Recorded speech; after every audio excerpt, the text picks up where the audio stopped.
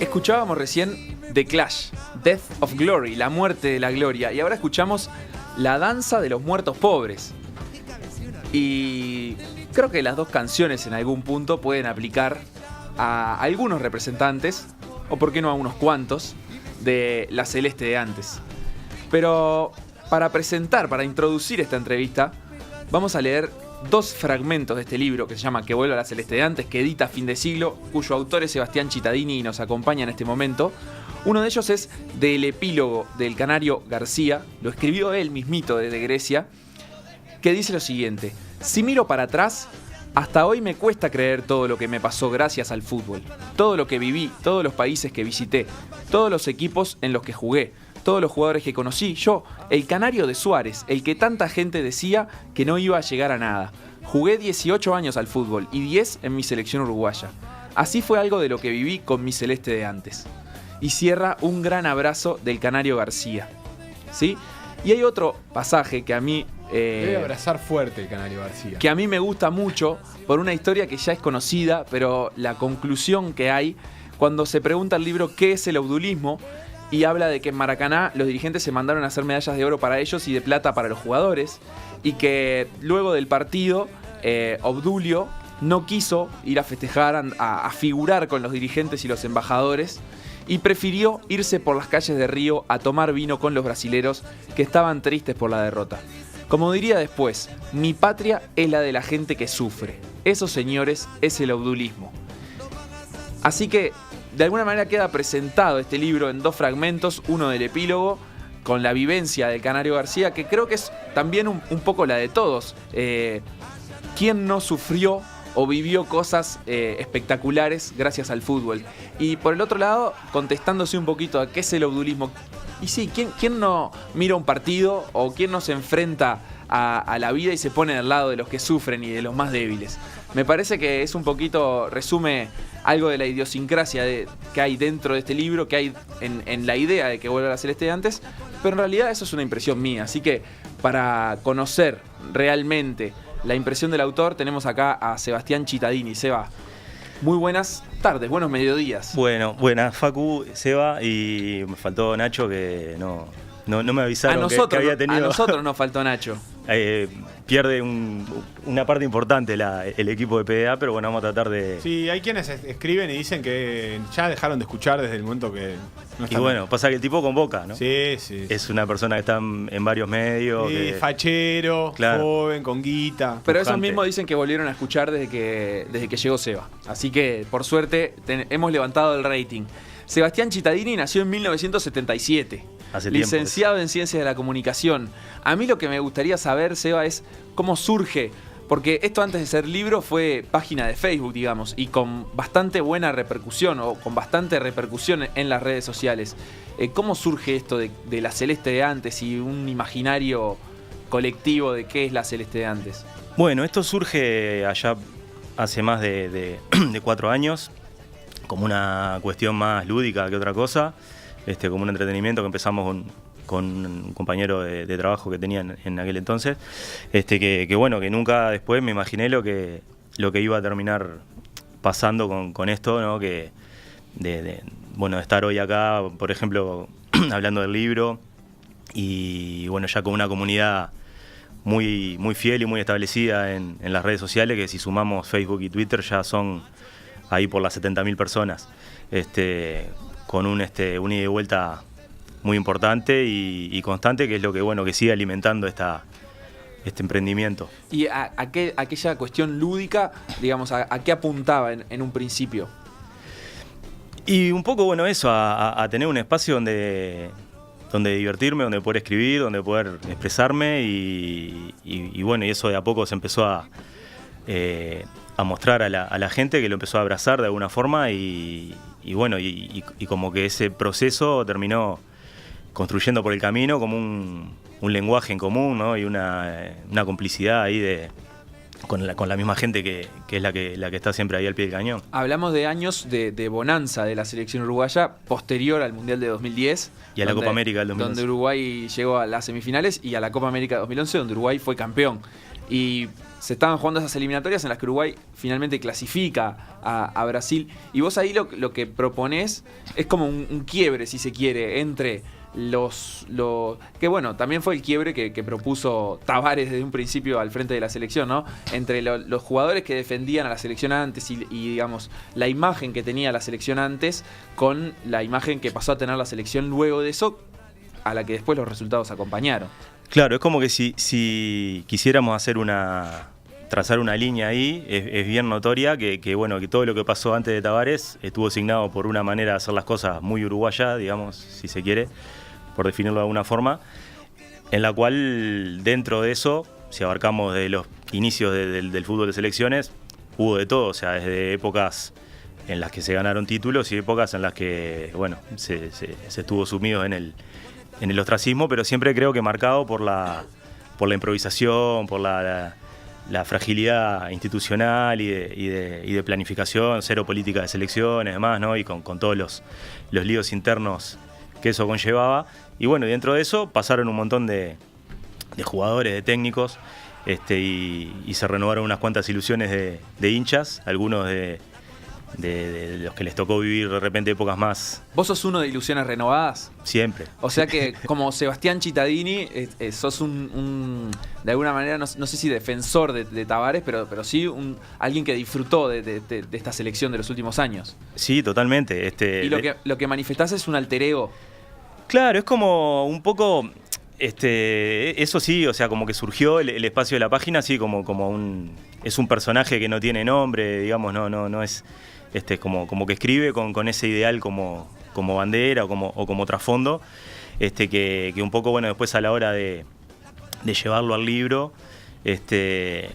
como que lo que traté de darles como un hilo conductor de que más bien no habría una sola Celeste de antes, sino que hay muchas y bueno, como que la actual en algún momento también lo va a hacer por esa cuestión que tal vez tenemos los uruguayos muy arraigada de la nostalgia, ¿no? De siempre estar añorando cosas del pasado. Exactamente, y de todas maneras vos haces una especie de diferencia entre los jugadores y el resto, ¿no? Me da esa sensación que recién como que se corta, capaz que ahora, cuando esta selección sea la Celeste de antes, quizás sí se vea esto como una cosa más global. Pero vos, hablando ahora y haces en la red, como que los jugadores siempre conservan su lugar como de dignidad a través de la historia. Y en todo caso son otras cosas las que enturbian el proceso de selecciones, digamos, los 70 años anteriores.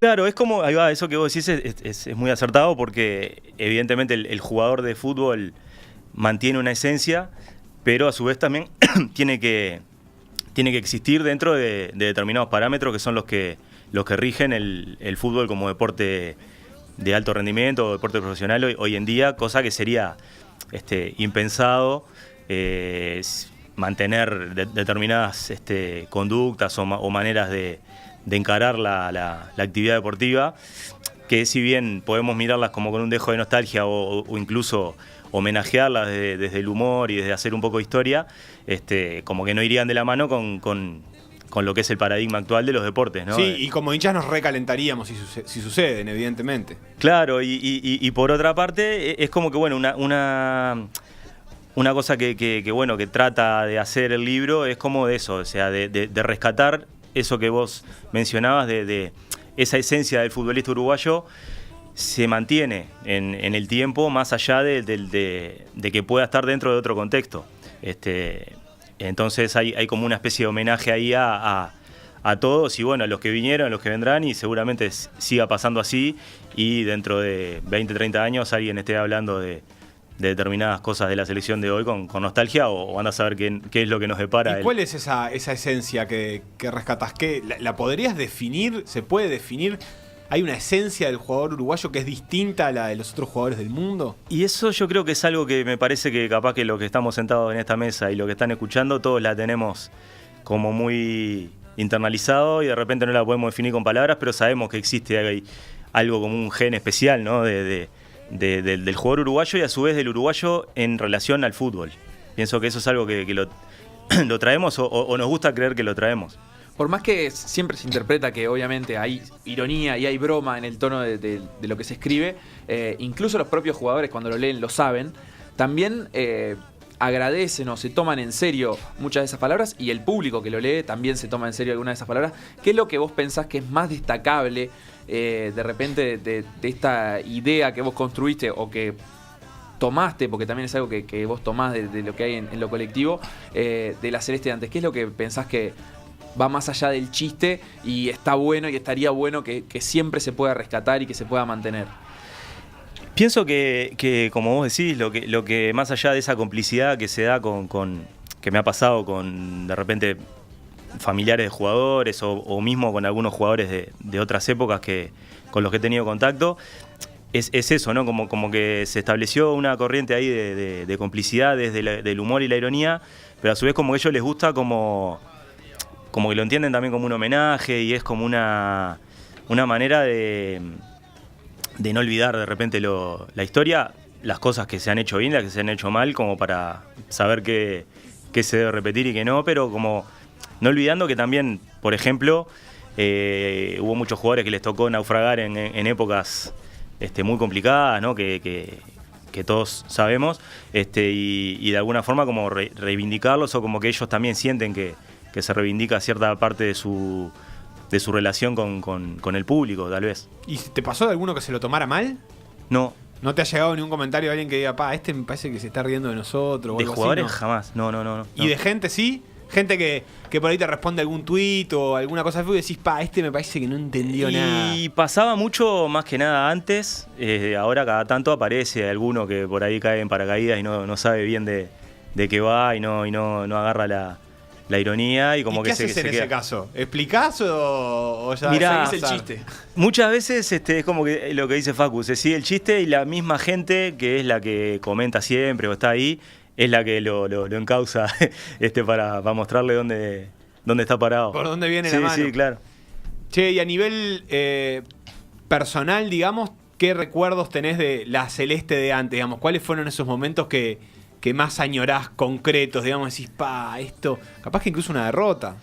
Sí, a mí lo que hablábamos hace un ratito, ¿no? De eso de renovar la ilusión, yo siempre fui muy hincha, claro, muy hincha de la selección y me tocó épocas de repente en mi adolescencia, que es cuando uno está más así con toda la efervescencia futbolera, de estar ahí consumiendo medios y partidos y demás. Y bueno, encontrarme con una selección en la década de los 90 de no clasificaciones a los mundiales, de 3 técnicos por eliminatoria, de ir a los partidos y que no hubiera ni 10.000 personas y eso... siempre la calculadora y el siguiente partido, bueno, tenemos otra oportunidad y sabemos que le tiene que ganar por 8 goles al otro y de alguna forma es como que eso es lo que viví yo en esa época de mi vida.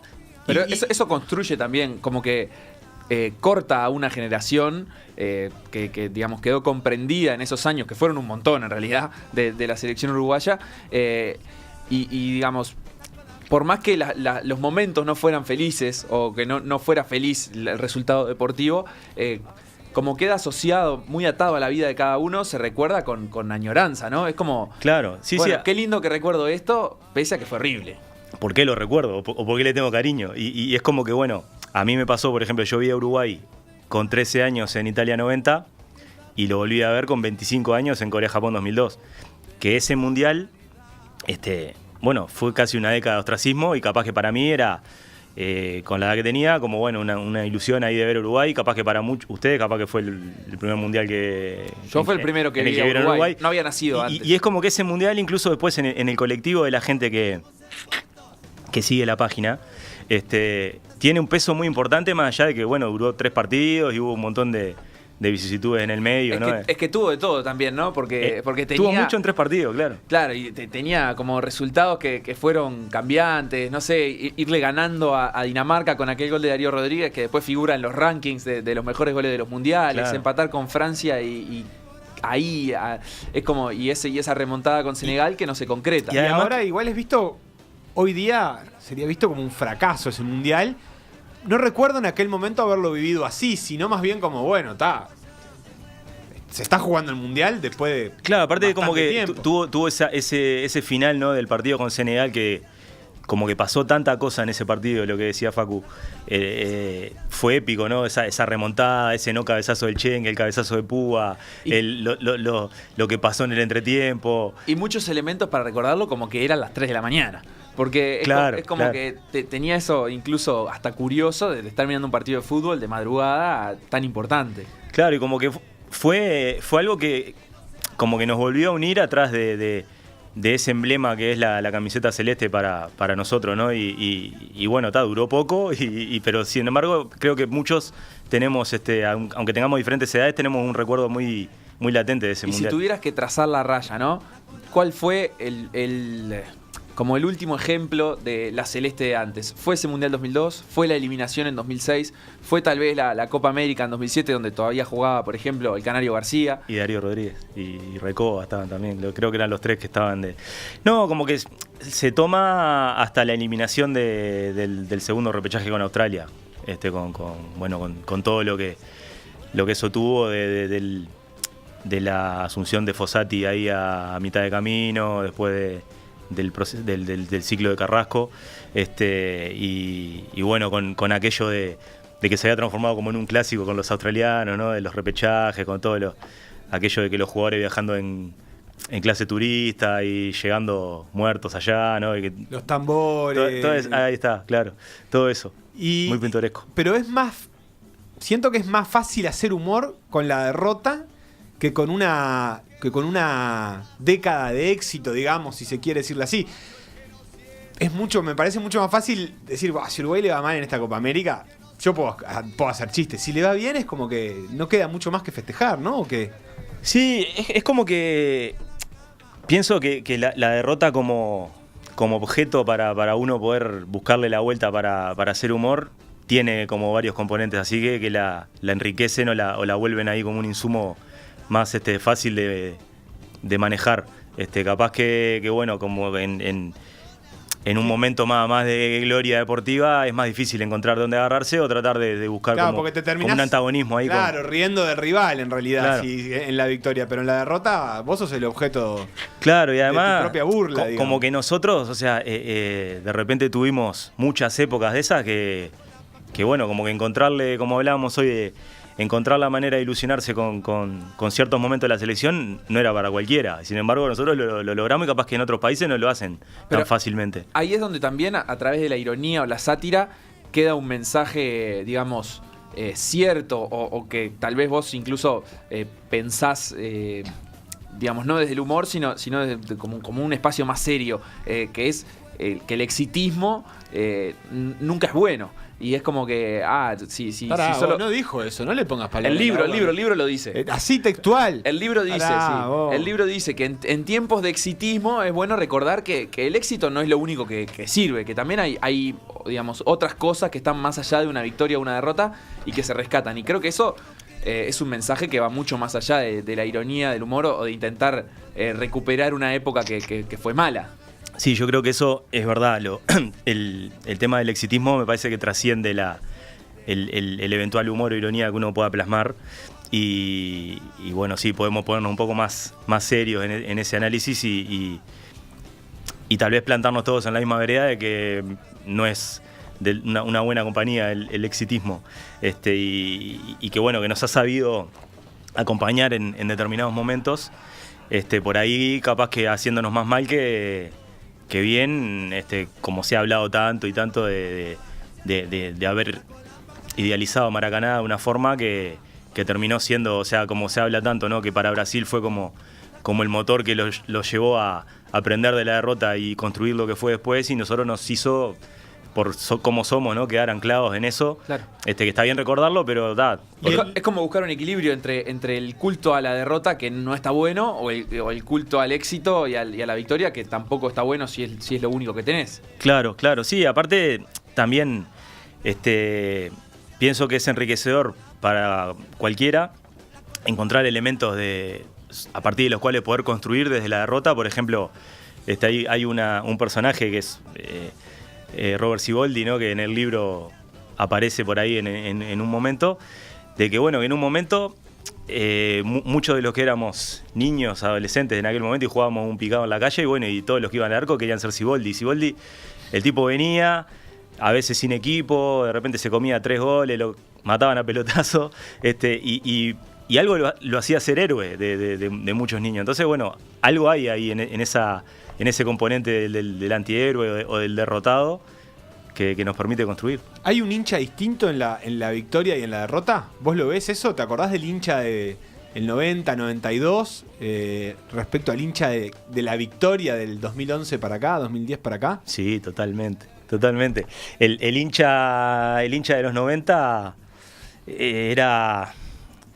era muy sufrido, era como que, ¿cómo te puedo explicar? No sé, más allá de eventualmente se sabía que no iban a venir los triunfos, o sea, quedó descolgada ahí la Copa América del 95, y después como que el otro punto ahí de punto alto fue capaz que los pibes de Malasia en el 97 como que volvieron a hacer que mucha gente creyera en la selección, pero bueno, como que la selección era... En un momento se hicieron hasta spots televisivos para que la gente fuera a los partidos eliminatorios porque estaba fuera de los puestos de clasificación, de repechaje, de todo, y quedaba media eliminatoria por delante y había que vender entradas. Digo, Pero o sea, ese saber sufrir también hace que la victoria, por ejemplo, una Copa América, que Uruguay tenía 14 o 13 en ese momento, sí, se disfrutara más, ¿no? Y que digamos, un Mundial Sub-20 como el de Malasia, que capaz que hubiera tenido una trascendencia escasa, tuviera mucho más trascendencia. Claro, pasa que tanto la Copa América esa como el Mundial de Malasia fueron como los oasis en el desierto, ¿no? O sea, como en el medio de la oscuridad, porque esa década del 90 fue oscura, o sea, realmente tuvo como ahí el inicio en el Mundial 90, que también se fue con una expectativa bastante alta y terminó rápido. Y después sí vino, bueno, la época de Cubilla, vino todos los enfrentamientos con los repatriados, vino cambios de entrenadores, de autoridades de la AUF, o sea, un montón de cosas que era como un barco a la deriva ahí del que había que ser macho para estar arriba, ¿no? Porque digo, no cualquiera. ¿Y estás un poco cansado del hincha del exitismo? ¿Te pasa a veces que decís, vos, ¿no? Como... que fuiste joven, adolescente, en la época de los fracasos, mirás el carro, digamos, y decís, vos, toda esta gente, ¿de dónde estaba? ¿Te pasa eso? ¿Viste que hay gente, no sé, ve una banda de música y cuando se hace famosa dicen, yo escuchaba a los 4 pesos de propina cuando... Claro, Es muy uruguayo eso, ¿no? Creo que es mundial, pero digo, hay un poco de eso de decir, vos, pará, yo quiero estar de vuelta acá. Yo tenía una cosa por la que era más o menos mía y ahora están todos ustedes acá. Eso creo que nos pasa a unos cuantos, más allá de la broma o no, es como que es notorio que hubo un cambio, ¿no? Del tipo de ambiente que se vive en los partidos de la selección, que no es lo mismo, o sea, ya de que bueno, no están habilitados los taludes, por ejemplo, no hay...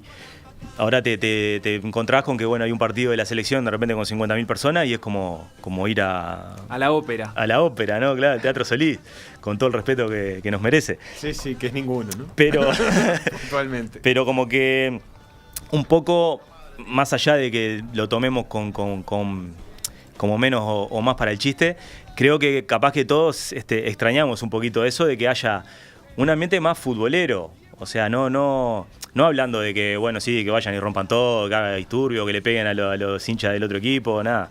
Pero sí de tal vez ese ambiente como podemos recordar lo que era el estadio en el partido con Australia, con el Chengue revoleando la camiseta ahí, dando la vuelta olímpica, clasificándonos al Mundial y gracias Paco y todo eso tan lindo, ¿no? ¿Es un cambio de mentalidad o es simplemente un cambio de época que nos un cambio de paradigma? De paradigma, pero que excede al Uruguay, sino que se traslada a una cuestión global donde el fútbol, porque en definitiva me parece a mí que también lo que vos terminás pensando, en definitiva es que estos jugadores también van a ser en algún momento la celeste de antes porque comparten una esencia que no tiene que ver con salir a obviamente hoy no permitiríamos que un jugador se emborrache, pero no lo permitiríamos porque el cambio del fútbol es tal que eso no tiene lugar, pero no significa que el que se emborrachaba en el 50 no quería igual a la selección o despreciaba la competencia, ¿no? Entonces ha habido un cambio que capaz que podría haber pasado incluso en la derrota, ¿no? Sí, eso que vos decís es verdad, o sea, es un proceso global de hacia dónde ha ido la humanidad, y o sea, hay mucha gente en otros países que se queja de lo mismo. Hace poco leí una nota de una revista española, no me acuerdo si era de Liber o de Panenka, una de esas, de que hablaba de que había gente en Barcelona que se quejaba de que el estadio, ibas a un partido del Barcelona y estaba vendido en un 80% a turistas japoneses que iban a sacarse fotos con bandera y todo, y como que nadie vivía el partido realmente, porque lo que le importaba era ir a sacarse una foto y a comprar un souvenir, y que no había ese ambiente del hincha que va y... Compre abono, señor, ¿no? Porque Claro. en Europa hay abonado. Bueno, pero compre esa abonos. es la misma respuesta la que tiene que Pero- dar ese hincha. pero Yo eso- no quiero comprar un abono, quiero ir a la cancha y sacar una entrada. y hay como algunas movidas de gente, bueno, que le llaman contra el fútbol moderno, que hay una página española que es muy buena, que los invito a los que no la conocen que la busquen en Facebook. Es como que vuelva al fútbol de antes, pero a nivel mundial. Y es como un orden de eso, sí, de añorar ciertas cosas que bueno, capaz que como dice Seba, digo, es como ir un poco contra la corriente, porque es el paradigma que nos rige ahora, y no quiere decir que esos jugadores no mantengan una esencia que es de lo que tratamos de rescatar o de lo que hablábamos antes. Yo voy a hacer un paréntesis porque te voy a preguntar, si vos mañana tuvieras que lanzar un disco compilado de canciones de Que vuelva la Celeste de antes, ¿cuál sería el tema número 1? Gloriosa Celeste en la voz de Washington Canario Luna. Perfecto, entonces Ariel Ariel lo va a la va buscar. buscando. Vamos a volver Sí. con un cuestionario. Ahí va. Yo me quedo con una duda. ¿Sabés si eso está en algún lado? Ese fútbol de antes no está en la selección, no está capaz presente en el ambiente de la selección. Pero está, por ejemplo, en la B, está en el fútbol profesional uruguayo en los cuadros chicos, está en otro deporte. ¿Dónde está ese espíritu más barrial y más amateur, pero a la vez competitivo? Y bueno, eso está presente por ahí en la memoria colectiva de mucha gente y en esas manifestaciones que son del fútbol amateur acá o mismo el fútbol profesional o semiprofesional, como que tratan de subsistir y por eso capaz que nuestro fútbol tiene ese componente tan folclórico que ¿Y vos tenés que lucha algún lugar donde saciás esa sed de celeste de antes en la vida real? No sé, vas a ver algún cuadro de fútbol. jugás al Escribiendo. fútbol, escribiendo. Sí. Tu repregunta Porque- interrumpió un recorte que era espectacular de dónde vivía la Celeste de antes con la voz del Canario No, Luna de fondo. Pero es que yo estoy preocupado porque... En el barrio de Picado Callejero. La querés encontrar. Sí, claro. También Yo- estuve leyendo el libro de Nick Horby, Fiebre en las gradas, este año. Y me marcó muchísimo porque al loco te traslada esa desesperación por el fin del fútbol inglés. Lo que pasa que a mí la sensación que me deja es un poco la que le deja a Seba también. La profesionalización de una actividad tiende a que tenga o sea, que pierda estos componentes amateur que son los que tanto valora la Sí, Celeste. no, pero más allá del amateur, yo creo que en algún punto nos engañaron con eso y nos hicieron creer que la profesionalización del futbolista implicaba un montón de turistas japoneses o implicaba que el himno de la Champions parezca una propaganda de cerveza y un montón de cosas por el estilo. Pero yo creo que en el fondo tiene que haber algún tipo de engaño. No creo que la profesionalización del fútbol, que la mejora absoluta de las condiciones técnicas, de entrenamiento, etcétera, tenga por qué ir de la mano con todo eso. Y creo que en algún lugar está, no sé, capaz que en la Bundesliga Lo debatimos- se ve tan fervorosa. Lo debatimos a continuación con el economista, sociólogo y licenciado en Ciencias de la Comunicación, Sebastián Chitadí. Vamos Uruguay, se hace de todos sin distinciones. Las emociones unidas se agigantan y el Uruguay ya no... Bueno, estamos de vuelta. Nos dimos un tiempo para disfrutar de esta hermosa canción con la voz de Washington Canario Luna. Aprovecho para preguntarte ya, así musicalizamos el cuestionario. ¿Cuál sería el tema 2 de este disco Que vuelve a la Celeste de antes compilado? El tema 2 sería Cuando juega Uruguay, en la voz de Jaime Ross, con la presencia del negro jefe Obdulio Jacinto Varela en el videoclip. Perfecto. Entonces, Ariel nos prepara ahí Cuando juega Uruguay de Jaime, que va a sonar de fondo durante el cuestionario. Pero antes de que suene ese tema. Te voy a decir algo. Esto no lo haces cuando está Nachito. Vas a pedir temas todo el tiempo, ir agregando a la lista. No, porque Nachito Estás conduce pizarreando y un poco. yo respeto su estilo. Sí, sí. Lo que a mí sí me interesa es, él hablaba hace un ratito de la revoleada de camiseta del Chenga en el repechaje contra Australia y de otros momentos que, digo, vinculándolo con la confección del libro, no sé si acá se ve en cámara, se puede apreciar. El libro tiene unas, en vez de ilustrarlo con fotos, está ilustrado con justamente ilustraciones. Sí, muy lindas. Con piezas de arte, digamos. De que nada, incluso la tapa con... El con crédito esta imagen icónica para de Federico Maracaná. Murro, que es el artista autor de las ilustraciones. Eso, y yo te quería preguntar, digamos, cómo fue la confección del libro y cómo llegamos también a esto, digamos, a ilustrarlo con estas imágenes y a elegir esas imágenes también. ¿Las elegiste vos? ¿Las eligió él?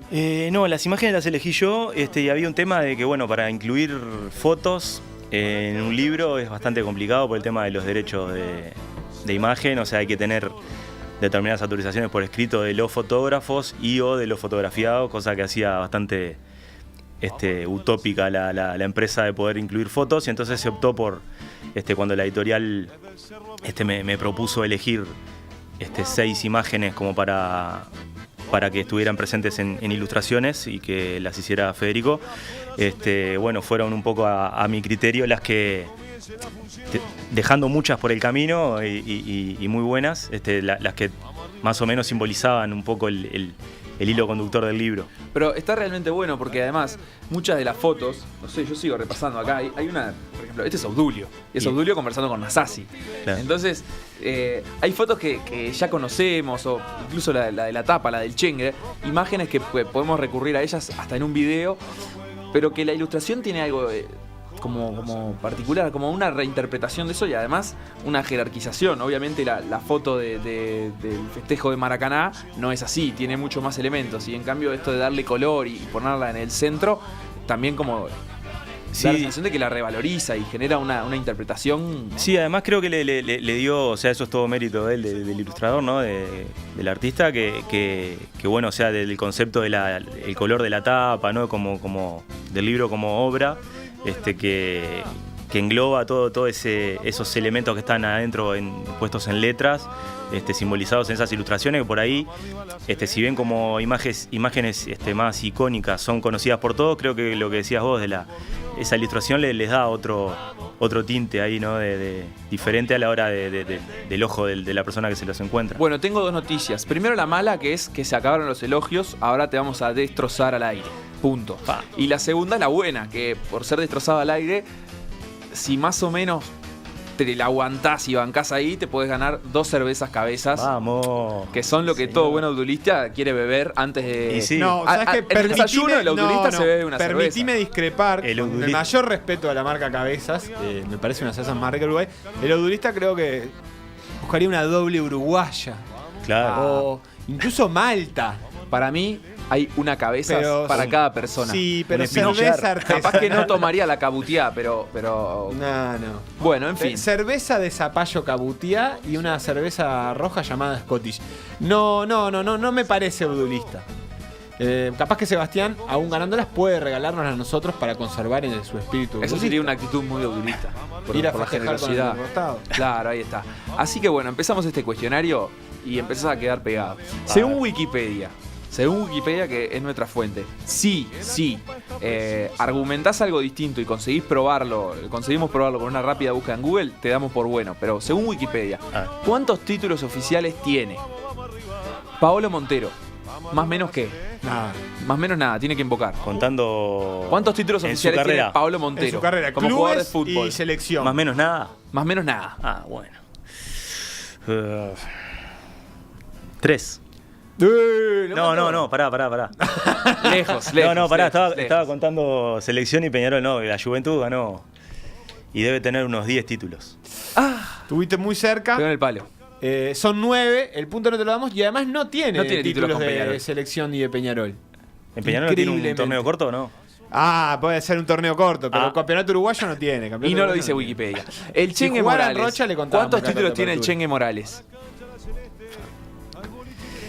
Matadora estas preguntas. Te vas a llevar 0 puntos. Pero la cerveza la llevamos igual, porque esto en realidad es para no sé. de cara al Vamos, público, vamos digamos. a ver si la llevamos. Vamos a ver, capaz que Chengue tenemos Morales tiene... ¿Querés pista? Sí, comodín del público. Tiene menos que Paolo. Esa es la pista. Tiene menos que Paolo. Son todos locales. Y no cuenta, por ejemplo, la Copa SWAT del 2008. Está. Y debe tener 2.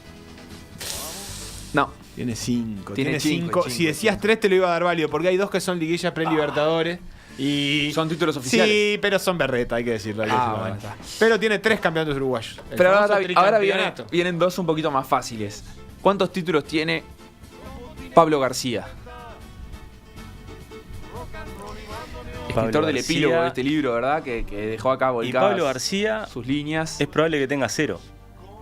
¿Esa es tu Correcto. respuesta? Sí. Bueno, es correcto. El Canario García no tiene títulos. Tiene 1 como entrenador.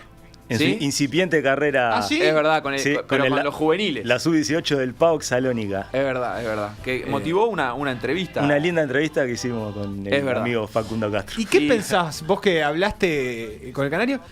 ¿Se lamenta, dice en el momento, que jugué 18 años, me hubiera gustado ser campeón alguna vez? ¿O le da más o menos lo mismo? Digo, seguro le hubiera gustado ser campeón de América con Uruguay, Claro, etcétera. claro.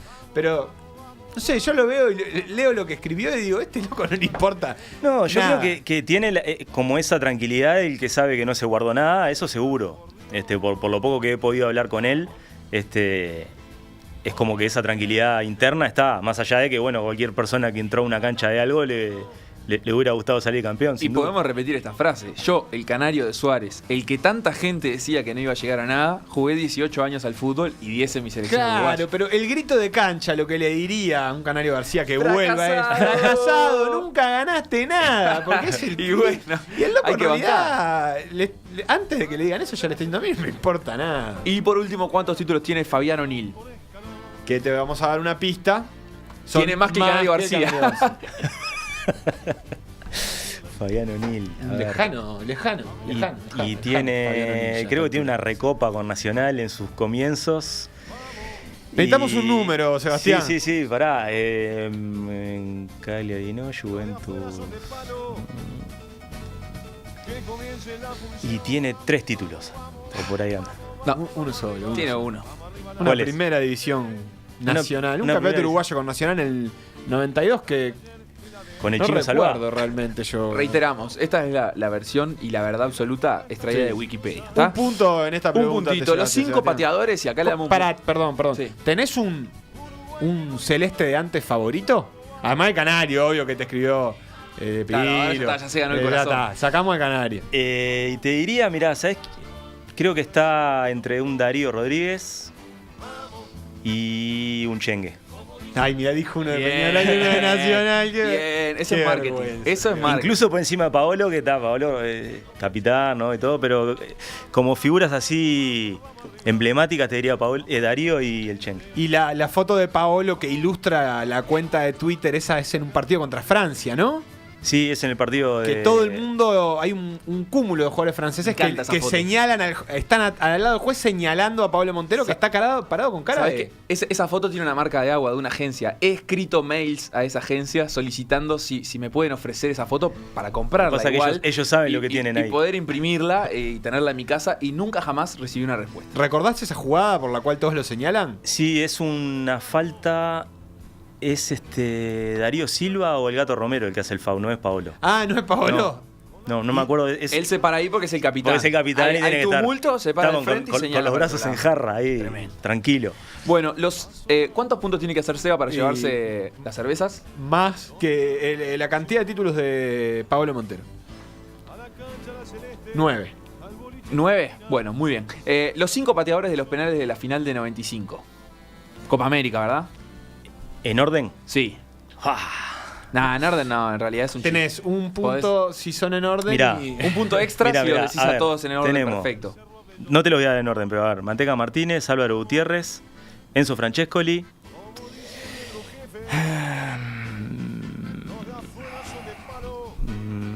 Pepe Herrera. Pepe Herrera. Y está faltando uno porque vamos 4. Y me está Uruguay, faltando campeón uno. de América 1995. Y me está faltando Sí, uno. sí, sí. Me está faltando uno. Dame en qué línea Dijiste- jugaba. Si No, era no. defensa, delantero, No, no, mediocampista. te podemos Dijiste dar Gutiérrez, porque dijiste Manteca, es- dijiste Francesco, es muy fácil. Es la verdad que es Es lapidario muy que fácil. no te lo acuerdes. No sé si es un exponente de los viejos valores.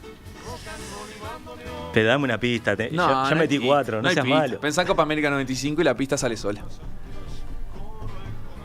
Recordemos con quién fue ese partido. Pájaro Canzani pateó. Así Listo, que, yo, sí. yo ya lo daría por finalizada esta Es pregunta. terrible. 4 puntos, perdiste. puntos. Es Pablo Te Javier llevaste 4 Bengochea. puntos. Pablo Javier Bengochea que entró, hizo el gol de tiro Hizo libre. el gol libre y clavó el penal, Obviamente está. clavaba el penal. Así que son 4 puntitos, va 5, precisa 4 más. Y acá el punto ¿Cómo se otorga? Y Es polémico si dice 8, se lo damos. ¿Es por jugador o es un punto? Si es por jugador, hay que cambiar el puntaje total por para eso. el premio. Me parece que acá lo que tendríamos que dar es por línea. Si en Boca la línea de defensa, si en Boca... ¿Me explico? Hay 4 puntos en disputa. Eliminatorias del Mundial de 1994. Hay quienes dicen que en este partido fue el peor partido de la historia de Uruguay en Contra los 90 Brasil contra allá. Brasil en el Sí, Maracaná. señor. Hay quienes dicen que no cruzó la mitad de la cancha y que el 2-0 en ese caso fue el mejor Gracias resultado. a Robert Dante Siboldi que se atajó todo. Bueno, Exactamente. queremos la alineación de ese partido. Bueno. Y te puntuamos por línea. Dijiste golero, Robert Dante Siboldi. ahí tenés un punto. Después la 6. línea de Y sí, fondo. la línea de fondo. Era. Estaba Canapkis y Ricardo Canals. Eran los zagueros. Estaba. Creo yo que estaría Pepe Herrera y Nelson Cabrera. Después estaba Diego Dorta. Esto ya pasamos al medio. Sí. Muy bien, en mitad de cancha. Diego Martín Dorta.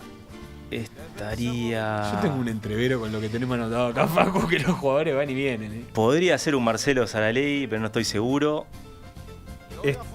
Mira, Marcelo Saraley estaba en el banco, no entró. Estaba Te en el doy banco. esa pista. Dorta estaba, seguro. Sí. Estaba Francesco, estaba Fonseca.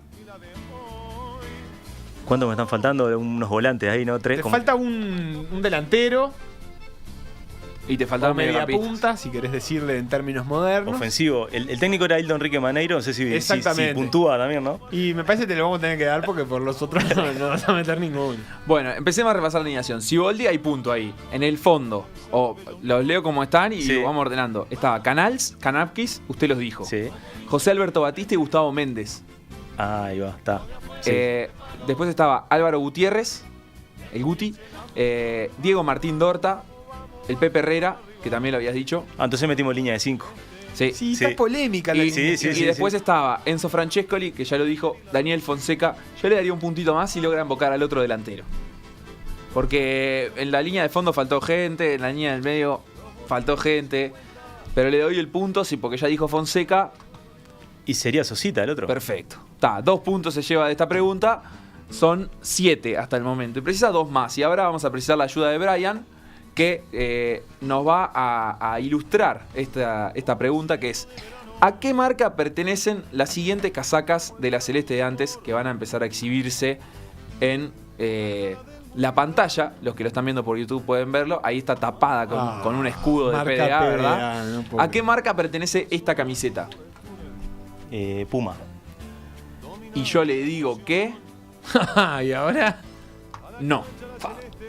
Esta camiseta es Lecoq Lecoq. le Sportif. saca el logo, vos. Qué bien está. Anda, Brian, anda. Qué bien volando. jugado. Esta Siguiente, tecnología. Brian.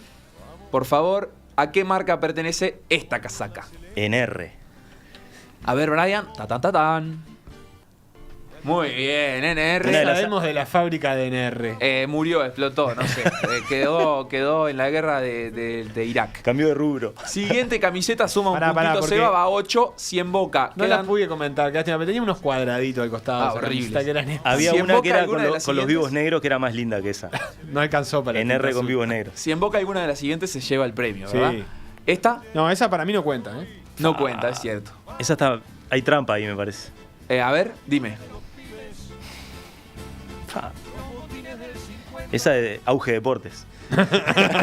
Esa es trucha. No cuenta, ¿sabes por qué? Porque hay una etiqueta visible Sí, sí. que dice la marca.